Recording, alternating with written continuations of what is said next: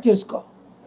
ఈరోజు అనగా ఏప్రిల్ 2, 2025 ఆంధ్రప్రదేశ్ హైకోర్టులో ఉదయం 10:30 గంటలకు ఆనరబుల్ ఆంధ్రప్రదేశ్ చీఫ్ జస్టిస్ ఠాకూర్జీ ముందు ఈ పిల్లు ఇంపార్టెన్స్ ఏంటి, ప్రవీణ్ పగడాల సస్పీషియస్ డెత్ని సిబిఐ ద్వారా ఎందుకు ఎంక్వైరీ చేయించాలి, ఆయన చనిపోయి 8 రోజులైనప్పటికీ పోస్ట్ మార్టం జరిగి 7 రోజులైనప్పటికీ ఇంతవరకు పోస్ట్ మార్టం రిపోర్టు ఎందుకు బయట పెట్టలేదు.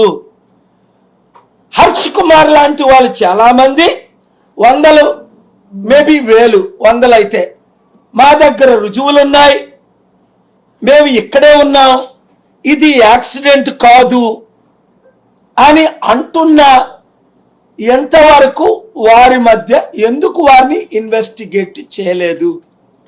ఇది యాక్సిడెంటే అనుకుందాం ఒక నిమిషం. మరి యాక్సిడెంట్ అయితే ఎవరు చేశారు, ఎందుకు చేశారు, ఎలా చేశారు, ఎప్పుడు చేశారు, ఎక్కడ చేశారు? క్రైమ్ సీన్ చూస్తే ఇది హత్యగానే కనబడుతుంది నాకు, వెళ్ళిన మీడియా మిత్రులు అందరికీ, ఒకరిద్దరికి తప్ప. ఇప్పుడు కొత్తగా ఒకరిని పుట్టించారట, ఆ సబ్ ఇన్స్పెక్టర్.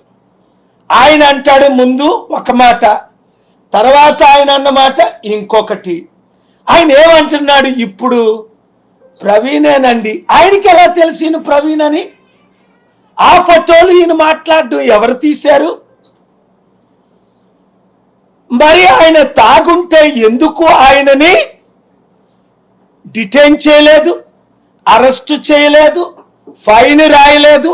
బాగానే కూర్చున్నాడు అంటున్నారు 3 గంటలు.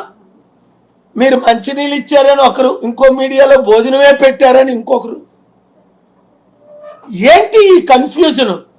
40 సంవత్సరాల్లో నా జీవితంలో 155 దేశాల్లో అనేక హత్యలు చూశాను, అనేక యాక్సిడెంట్లు చూశాను.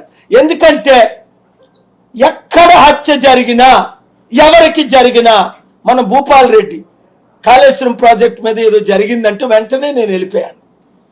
అమ్మాయి 6 సంవత్సరాల అమ్మాయిని సంగారెడ్డిలో రేప్ చేశారు 2 ముస్లిమ్స్ అంటే వెళ్ళిపోయాను.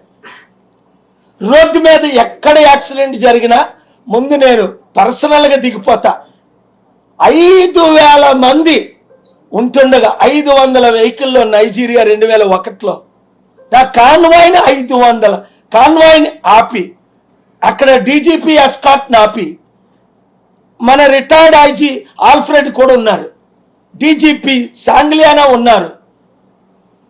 వెంటనే ఆయన హత్య చేస్తున్నోళ్ళని కాపాడి ఇది యాక్సిడెంట్ కాదని వారికి లైఫ్ ఇచ్చారు. ఇది నేను హ్యూమనిటేరియన్గా, ఒక శాంతి దూతగా